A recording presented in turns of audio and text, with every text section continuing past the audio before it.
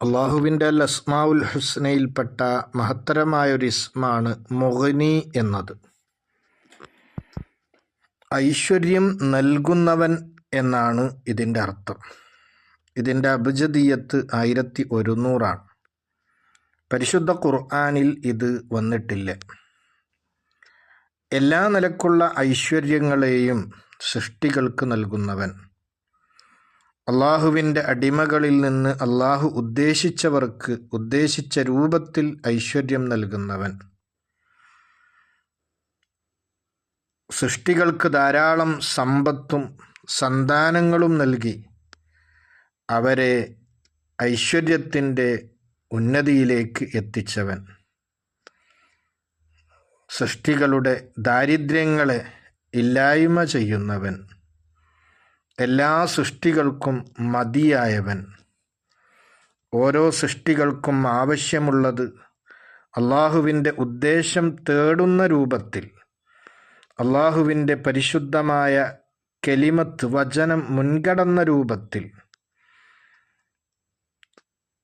എത്തിച്ചു കൊടുക്കുന്നവൻ, പൂർത്തിയാക്കി കൊടുക്കുന്നവൻ, ആലങ്കാരികമായ സമ്പന്നരായി മറ്റുള്ളവരെ ആക്കുന്നവൻ. ഈ നിലക്കെല്ലാം മുഗ്നി എന്ന പദത്തെ പണ്ഡിതന്മാർ വിശദീകരിച്ചിട്ടുണ്ട്. ആലങ്കാരികമായ സമ്പന്നൻ, മജാസിയായ സമ്പന്നൻ എന്ന് പറഞ്ഞാൽ അവന് ആവശ്യമുള്ള സമ്പാദ്യങ്ങൾ അവൻ്റെ അടുക്കൽ ഉണ്ട് എങ്കിലും മറ്റൊന്നിലേക്ക് ആവശ്യമുള്ള ആള്. ഈ പ്രപഞ്ചത്തിലെ എല്ലാ സൃഷ്ടികളും, ഇവിടുത്തെ വലിയ വലിയ പണക്കാരായാലും രാജാക്കന്മാരായാലും അവരൊക്കെ ആലങ്കാരികമായി ഐശ്വര്യമുള്ളവരാണ്, സമ്പന്നരാണ്. പക്ഷേ അവരെല്ലാം അവരെയും ഈ കാണുന്ന പ്രപഞ്ചത്തെയും ഒക്കെ പടച്ച അള്ളാഹുവിലേക്ക് ആവശ്യമുള്ളവരാണ്. എന്നാൽ സൃഷ്ടാവായ റബ്ബ് മറ്റൊന്നിലേക്കും ആവശ്യം ഉള്ളവനല്ല എന്ന് മാത്രമല്ല, മറ്റുള്ളവരെയൊക്കെ ഐശ്വര്യമാക്കുന്ന, മറ്റുള്ളവർക്കൊക്കെ സമ്പാദ്യങ്ങളും അനുഗ്രഹങ്ങളും നൽകുന്ന ആളുകൂടിയാണ്. ഒരു മനുഷ്യൻ അവൻ്റെ സൃഷ്ടാവായ അള്ളാഹുവിനെക്കുറിച്ച് അള്ളാഹുവാണ് മുഗ്നി, എല്ലാത്തിനും ഐശ്വര്യം നൽകുന്നവൻ എന്ന തിരിച്ചറിവിലേക്ക് എത്തിയാൽ അവൻ അള്ളാഹുവിനെ കൊണ്ട് ഐശ്വര്യമുള്ളവനാകും. അള്ളാഹുവിലേക്ക് മാത്രം സദാസമയത്തും ആഗ്രഹിക്കുന്നവനും ആവശ്യമുള്ളവനും ആകും. ഈ ഇസ്മുമായിട്ട് ബന്ധം പുലർത്തൽ മഹത്തുക്കൾ പഠിപ്പിച്ചു. നിന്റെ കൈകളിലുള്ള സമ്പാദ്യത്തേക്കാൾ അള്ളാഹുവിൻ്റെ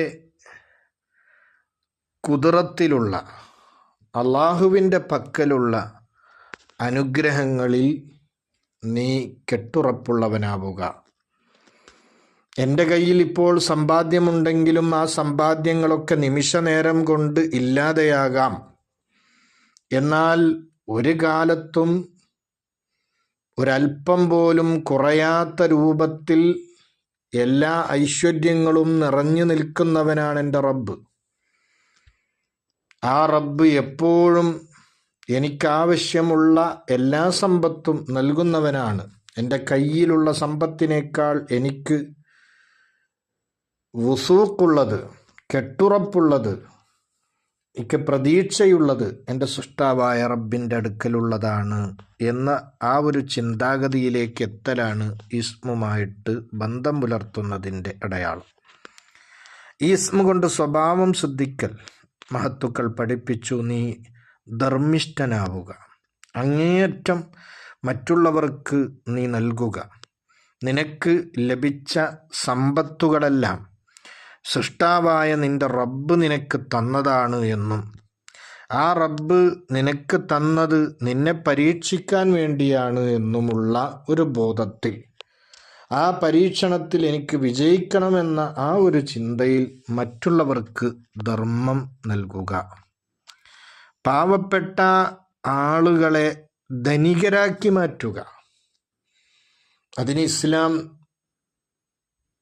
വെച്ചിട്ടുള്ള വളരെ സുന്ദരമായ നിയമങ്ങളാണ് സക്കാത്ത്, അതുപോലെ തന്നെ സ്വതക്കകൾ.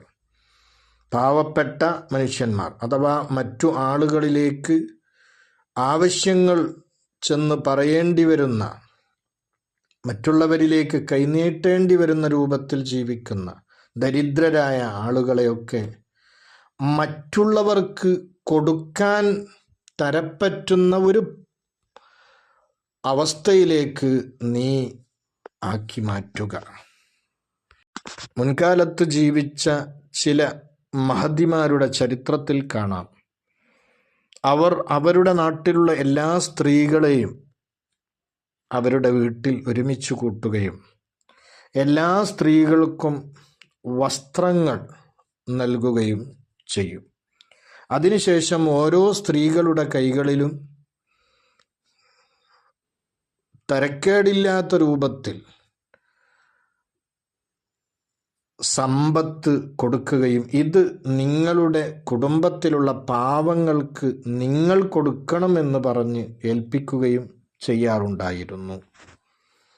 അതിലൂടെ അവർ പാവങ്ങളെ സഹായിക്കൽ മാത്രമല്ല, പാവങ്ങളെ സഹായിക്കാൻ പഠിപ്പിക്കുക കൂടി ചെയ്യുകയാണ്. ഈ ഒരു രൂപത്തിൽ ദരിദ്രരെ അഗ്നിയ ആക്കി നമ്മൾ മാറ്റണം. അത് മുഗ്നി എന്ന ഇസ്മ കൊണ്ട് സ്വഭാവം സിദ്ധിക്കുന്നതിൻ്റെ അടയാളമാണ്. ഇതിൻ്റെ പ്രത്യേകതയായി മഹത്തുക്കൾ പഠിപ്പിക്കുന്നു, ഇത് ധാരാളം നീ ചൊല്ലുമ്പോൾ, അല്ലെങ്കിൽ ഇതിൻ്റെ അഭിജദീയത്ത് പ്രകാരം നീ ചൊല്ലുമ്പോൾ തീർച്ചയായും വലിയ ഐശ്വര്യങ്ങൾ നിനക്ക് ഉണ്ടാകും, സാമ്പത്തിക പുരോഗതി ഉണ്ടാകും. ഓരോ ദിവസവും 1000 പ്രാവശ്യം വെച്ച് ചൊല്ലിയാൽ അള്ളാഹു നിന്നെ മറ്റുള്ളവരെ സഹായിക്കാൻ തരപ്പറ്റുന്ന രൂപത്തിൽ സമ്പന്നനാക്കും. സൃഷ്ടികളിൽ നിന്ന് എന്തെങ്കിലും ഖൈറായ കാര്യങ്ങൾ നിനക്ക് സാധിച്ചെടുക്കാനുണ്ടെങ്കിൽ തീർച്ചയായും അത് സാധിച്ചെടുക്കാൻ ഈ ഇസ്മ അതിൻ്റെ അഭിജദീയത്ത് കണക്ക് പ്രകാരം പതിവാക്കിയാൽ മതി.